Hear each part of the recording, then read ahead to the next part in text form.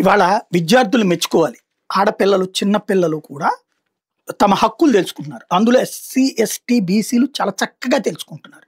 ఒక అద్భుతమైన పని చేశారు. ఊరికినే తిట్టుకుంటూ కూర్చోవడం కాకుండా తమకి సరిగ్గా అన్నం పెట్టకపోతే పోలీసుల్ని ఆశ్రయించొచ్చు అన్నటువంటి విషయం తెలిసినందుకు అలా వెళ్ళి ఆ పని చేసిన ఆ స్టూడెంట్స్ని అభినందించాలి. అన్నంలో పురుగులు వస్తున్నాయి, తింటే వాంతులు అవుతున్నాయి, అదేమని అడిగితే మమ్మల్ని హాస్టల్ నుంచి వెళ్ళిపోమంటున్నారు అంటూ హాస్టల్ ఆడపిల్లలు వెళ్ళి పోలీస్ స్టేషన్ గుంటూరు జిల్లా పత్తిపాడులో కంప్లైంట్ చేయడం అనేది సంచలనం సృష్టించింది. సత్తెనపల్లి మండలం రెంటపాళ్ళకు చెందిన కుంచాల నాగమణి 3 ఏళ్లుగా ఫిరంగపురంలో నివాసం ఉంటుంది. ఆమె తన కుమార్తెల కుంచాల అఖిల 6th క్లాస్, కుంచాల అక్షయ 5th క్లాస్ ఏడాది పత్తిపాడు ఎస్సీ బాలికల వసతి గృహంలో చేర్పిస్తే కొద్ది రోజుల కింద హాస్టల్లో పెట్టిన భోజనంలో పురుగులు రావడంతో అఖిల వాంతులు చేసుకుంది. తల్లికి ఫోన్ చేసి విషయం చెప్పింది. తోటి పిల్లలు కూడా కొడుతున్నారని వచ్చి తీసుకెళ్ళమని ఫోన్లో రోధించింది.